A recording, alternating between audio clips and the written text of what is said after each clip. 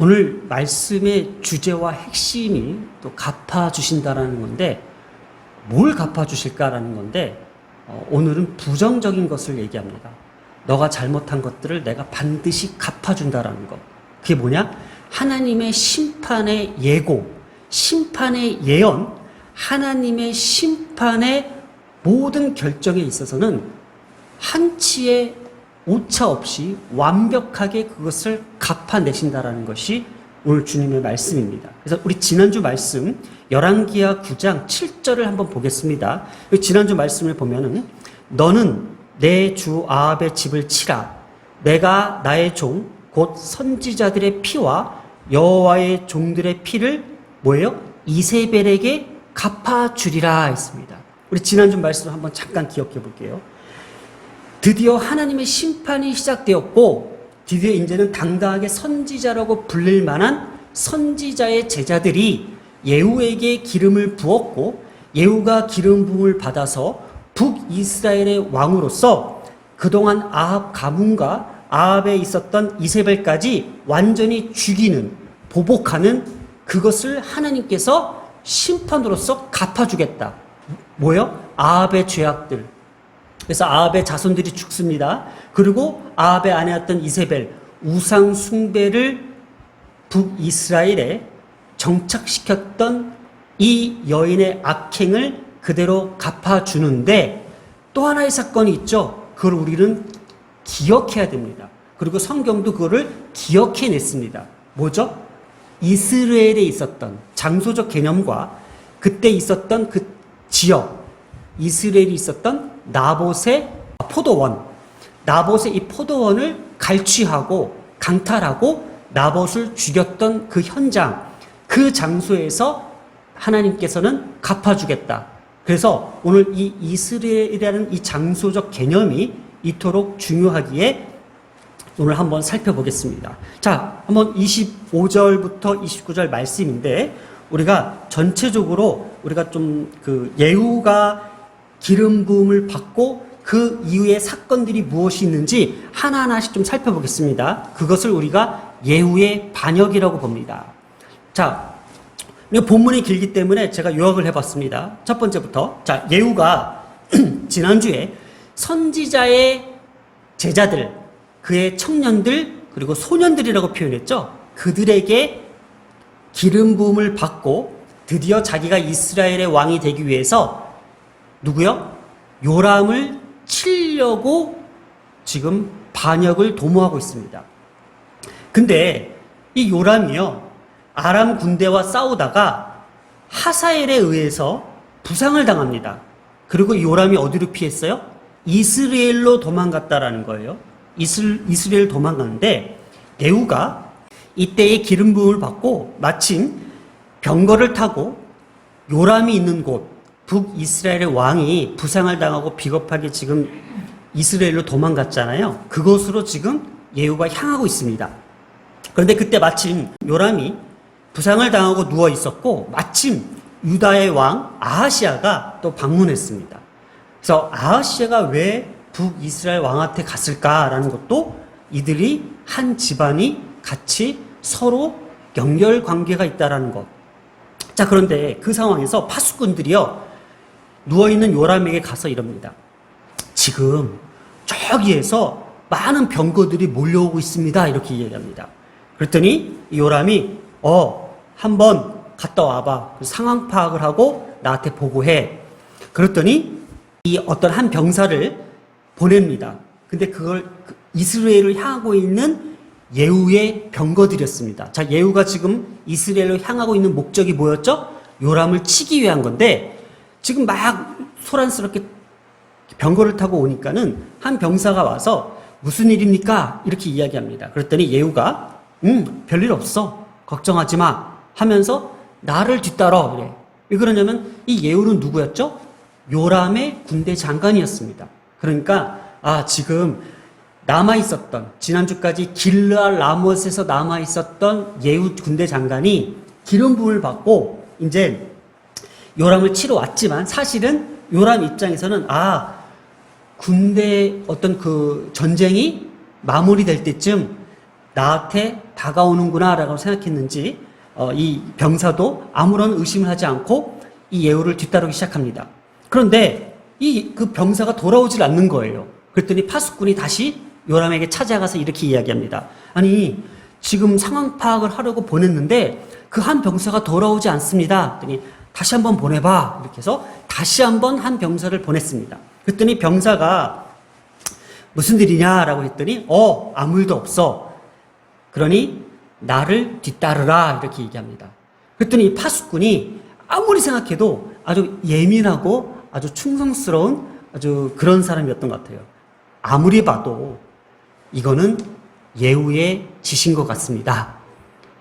예후인 것 같습니다. 그러면서 이제 요람에게 이렇게 보고를 합니다. 그랬더니 요람이요, 그 아하시아 왕과 병거를 각자 타고 이스라엘 나봇의 토지로 갑니다. 지금 예후가 대기하고 있고 예후가 지금 진을 치고 있고 예후가 지금 반역을 준비하는 곳이 어디라고요? 이스라엘이에요. 그랬더니 지금 예후가 있는 곳으로 이 왕이 직접 움직이고 있는 가운데 있습니다. 그래서 이곳에서 드디어 북이스라엘 왕 요람과 예후가 만나게 됩니다. 그러면서 그 요람이 평안하느냐라고 이렇게 질문을 합니다. 그랬더니 예후가 아마 제가 스스로 상상해 봤습니다. 얼굴의 색이 싹 바뀌면서 이렇게 당당하게 얘기했던 것 같습니다. 지금 평안하냐고요? 당신의 어미 이세벨의 음행과 술수가 이렇게 많은데 무슨 좋은 소식을 지금 기대하냐고 이렇게 이야기합니다. 그러면서 요람이 이거 뭐야? 얘가 왜 갑자기 돌변하지? 하면서 도망가다가 이때 유다의 왕 아하시아에게 큰 소리 외칩니다. 지금 예후의 반역이 일어났습니다. 다 도망가십시오라고 했나 봐요. 그때 예후가 활을 쫙 당겨가지고 요람을 향해서 요람의 등을 겨누어서 쏩니다. 그때에 요람이 화살을 맞고 가슴을 뚫고 쓰러집니다. 그래서 이때 예후가 요람의 시체를 이스라엘 사람 나봇의 밭에 던지라고 명령합니다. 이것이 하나님께서 예언하셨고 또 그들의 죄악을 하나님께서 이토록 갚으시려고 했던 오늘 그 장면이 이 자리에 나왔다는 것입니다. 자, 오늘 이 말씀을 함께 좀 정리해 나가면서 또 한 가지의 특이한 사항은 무엇일까라고 했을 때에 바로 일어났던 그 장소적 개념이 이토록 왜 중요했을까? 왜 중요했을까? 지금 지난주에 전투를 치렀던 장소가 길르앗 라못이에요. 그리고 그 요람이라는 북이스라엘 왕이 피했던 곳은 이스라엘이었고요. 그리고 이 이스라엘로 또 예후가 향했던 곳도 이스라엘에 있었던 나봇의 포도원이었던 그 밭이었어요. 그러면 이 길르앗 라못에서부터 이스라엘까지 거리가 어느 정도였냐면요. 일반 병사들이 행군을 해서 하루 이상을 걸어야만 하루 정도를 걸어야만 왜냐면 요단강도 건너야 됐어요. 그러니 하루 이상 정도 걸어야만 되는 거리에서 왜 이토록 멀리까지 도망갔을까? 그리고 또 그토록 오랫동안 걸어서 움직여서 이스라엘로 갔을까라는 것에 대해서도 한번 생각해 봅니다. 이스라엘 사람 나봇의 토지에서 만났던 이 사건도 이 장소적 개념은 뭐예요? 불길한 곳이에요. 아버지 때에 아합 때에 이곳에서 사람을 죽였던 곳, 악행을 저질렀던 곳, 두려움이 가득한 곳, 섬뜩한 곳이었는데도 이곳에서 저들이 만났다라는 것. 그래서 요람에게는 이곳이 나봇의 피를 상기시키는 아주 좋지 못한 기억을 남기는 곳이었고, 그래서 요람에게는 두려웠던 곳이었으나 예후에게는 어쩌면은 저주의 어떤 그 능력으로 싸울 수 있는 기회, 반역을 할 수 있는 기회, 하나님의 예언을 성취하게끔 만드는 기회. 그래서 이 한 장소를 두고 어떠한 한 사람에게는 두려운 장소가 될 수 있고 어떠한 사람에게는 하나님의 명령을 받아 승리할 수 있는, 싸울 수 있는 그 장소가 될 수 있다는 것에 대해서 오늘날 우리에게는 우리가 있는 그곳이 정말 두려운 곳인지 아니면 하나님의 선한 싸움이 있는 곳인지 그 장소적 개념이 이토록 중요하다는 것을 우리에게 암시하고 있다는 거예요. 또 예후에게 평안이냐라고 물었을 때에 모든 것이 끝났느냐, 전쟁에서 승리했느냐, 아니면 너는 도망왔느냐라는 의미로서 요람이 예후에게 질문을 던졌습니다. 그러나 예후에게는 이 평안이라는 것은 과연 전쟁에 상관없이 너는 지금 죄를 짓고도 평안하느냐, 너의 가문이 이토록 하나님 앞에 범죄했고 악행을 저질렀는데 너는 지금 마음이 평안하느냐는 거예요. 여러분 잘 한번 들어보세요. 이게 오늘날 우리 기독교에서 선포해야 될 메시지가 여기 있습니다. 한번 질문을 던지겠습니다. 회개하지를 않았는데도 평안하십니까? 죄의 길은 절대로 평안할 수 없는데 그 죄를 해결하시고도 평안하십니까? 죄가 주정하는 곳, 결코 어떤 평방도 이룰 수 없는데 그 곳에서 당신은 죄를 회개하셨습니까? 제가 그토록 그 장소를 또다시 찾아가면서 하나님 앞에 회개하고 눈물로써 주님 앞에 반복적으로 구하는 것은 제가 평안하지 않기 때문입니다. 그 장소를 향하면서, 그 장소를 지나가면서, 그 장소를 바라보면서 내 안에 있던 그 죄들을 해결하지 못했는데 저는 절대로 평안하지 못해서 그곳을 그냥 지나칠 수 없었기에 저는 그 장소를 또 찾지 않았나라는 생각을 해봅니다. 오늘 이 평안하느냐라는 어떤 그 지목을 가지고 과연 오늘날 우리에게 회개하지 않았는데 평안하십니까? 라는 그 질문 앞에 오늘 다시 한번 우리가 직면하게 되었습니다. 자, 오늘 이 말씀을 이렇게 다시 한번 좀 봅니다. 25절에 보면은 우리의 죄를 회개케 하는 가장 큰 유일한 방법은 내가 기억한다라는 거예요. 하나님께서는요, 우리의 모든 지난 과거와 지난해에 있었던 모든 것들을 기억하고 계셨다라는 거예요. 그게 오늘 본문 25절입니다. 자, 예후가요, 드디어 북이스라엘 왕 요람을 죽이고 이젠 다른 장관에게 이렇게 명령합니다. 자, 이 시체를 이스라엘 사람 나봇의 밭에 던지라 이렇게 하면서 내가 기억하려니와, 너도 기억하지? 어떤 일을 기억하는 거예요? 이전에 과거의 일을 이야기합니다. 너와 내가 함께 타고 그의 아버지 아합을 쫓았을 때에, 그 아합의 때에 그 장면을 아직도 너는 기억하고 있을 거다. 그러면서 여호와께서 이와 같이 그 일을 예언하셨다는 거. 그 일이 어떤 일이었어요? 아합이 그 밭을 탐하여 나봇을 죽이고 그 포도원 밭을 강탈하면서 저질렀던 그 죄악을 이들은 그때부터 보고 있었다라는 것, 기억하고 있었다라는 것.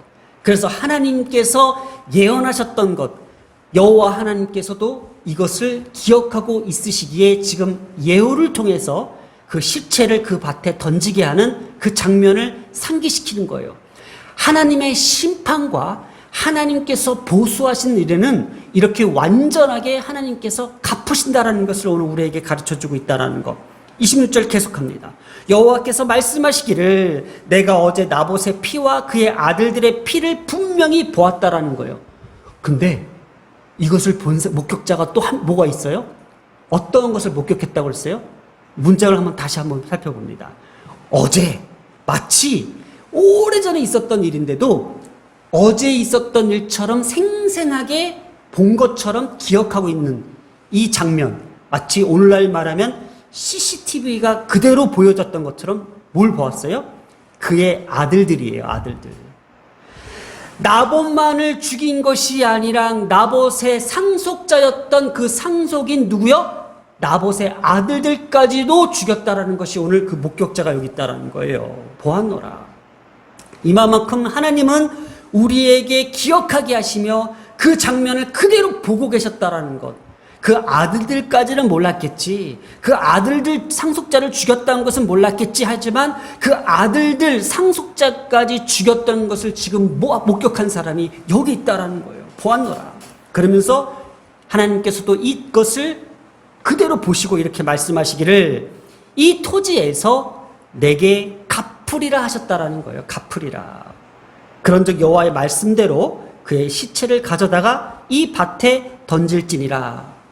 하나님께서 이 갚으신다라는 것, 이 갚으리라가요, 상태 동사로서요 완전하다라는 뜻을 갖고 있어요.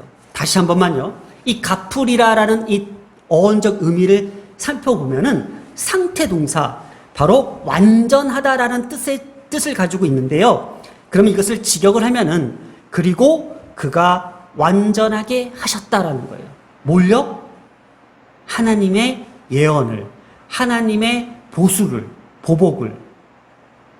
그래서 하나님께서 심판하시는 보수의 방법은 그 내용에 있어서 절대적으로 한치의 오차도 없이 완벽하다라는 것을 뜻하기 위해서 상태 동사를 썼어요. 그래서 갚으리라는 것은 하나님께서 우리에게 심판의 대가로 갚으시는 것은 한치의 오차도 없이 분명히 갚아내신다라는 거예요. 그래서 우리 인간의 죄는 그냥 죄를 짓고 슬그머니 넘어갈 수 없었어요. 우리의 인간의 죄는 반드시 그 죄의 죗값을 치러야만 했었어요.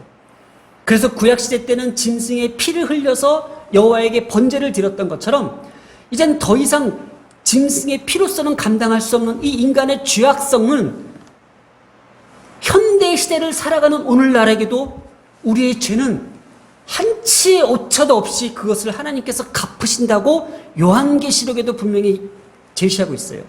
그러나 이러한 무시무시하고 이러한 두려움에 사로잡힐 수 없는 우리 인간에게 하나님께서 크나큰 그 자비와 은혜로서 우리에게 붙드시는 것은 뭐였어요? 바로 이 십자가의 사랑, 십자가의 은혜, 그 십자가의 긍휼로 말미암아 오늘 우리를 완벽하게 예수 그리스도께서 대신 갚아 주셨다라는 거예요.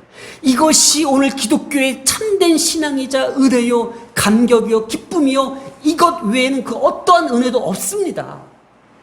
어떤 은혜도 없습니다.